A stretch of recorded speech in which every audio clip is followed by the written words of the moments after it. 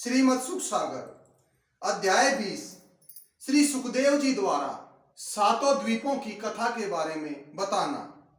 श्री सुखदेव बोले, हे राजन, जम्बू द्वीप में भारत खंड आदि 9 खंड हैं और इसमें 1,00,000 मुरब्बा योजन भूमि पर जामुन और आम के पेड़ उगते हैं, जिसमें बहुत ही मीठे, रसीले और सुंदर फल लगते हैं। ऐसे अच्छे फल संसार में और कहीं पर भी नहीं होते, इसलिए इसका नाम जम्बू द्वीप रखा गया। पलक्ष द्वीप में पलक्ष पाकर के वृक्ष 2,00,000 योजन भूमि पर उगते हैं तथा उनमें बड़े बड़े फल लगते हैं, इसलिए उनको पलक्ष द्वीप कहते हैं। उसमें अमृत आदि 7 खंड हैं। उन अनेक प्रकार के रत्न आदि अन्न उत्पन्न होते हैं। तीसरा शाल्मली द्वीप है, जहाँ शाल्मली सेमल के पेड़ 4,00,000 योजन पर उगे हुए हैं तथा उन सब में बड़े बड़े 8 पर्वत हैं, जिन पर यक्ष और गंधर्व आदि अनेक प्रकार से गाकर और बजाकर रहते हैं।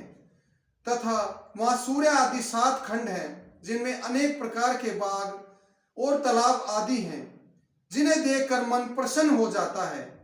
चौथा कुश द्वीप है, जिसमें मुरब्बा योजन भूमि पर कुश कांस एक किस्म की घास उगी हुई है। वहाँ की भूमि इतनी सुंदर है कि देखने पर दिल की भूख दूर हो जाती है। उसमें सकत आदि 7 खंड हैं। पांचवा क्रोच द्वीप, जिसमें क्रोच नाम का पर्वत 16,00,000 योजन के विस्तार में है, जहाँ गरुड़ जी सदैव आनंदित होकर प्रभु का भजन करते हैं। वहाँ कांस आदि 7 खंड है।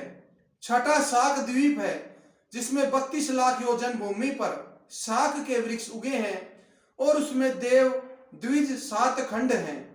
सातवां पुष्कर द्वीप है, जहाँ 64,00,000 मुरब्बा योजन भूमि पर कमल और अनेक प्रकार के पुष्प खिले हुए हैं।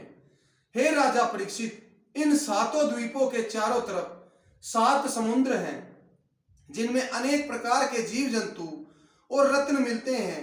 हे राजन, इन द्वीपों के राज्य को झूठा समझकर राजा प्रियव्रत ने अपना मन हरि भजन में लगा लिया, लेकिन आज मनुष्य टूटी फूटी झोपड़ी का त्याग भी नहीं कर सकता। जय श्री हरि।